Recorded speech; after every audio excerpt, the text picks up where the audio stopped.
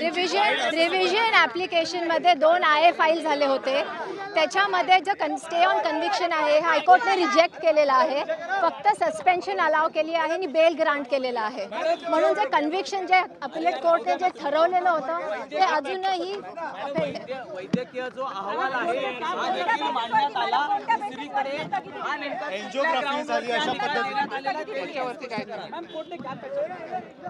थोडक्यात कोर्टाने एवढंच सांगितलेलं आहे की जी कन्व्हिक्शन अपिलेट कोर्टाने दिली आहे नाशिक कोर्टाने 16 तारखेला त्याच्यावर त्यांनी ते जे स्टे आहे तो दिलेला नाही आहे आणि त्याच्यावर मेन निर्णय हा अजूनही आहे. पण बेल जो आहे तो ग्रांट केलेला आहे आणि सस्पेन्शन ऑफ जे सेंटेन्स आहे ते अलाव केलेलं आहे. थोडक्यात 1 लाखाचा जामीन दिलेला आहे. 1 लाखाच्या जामिनावरती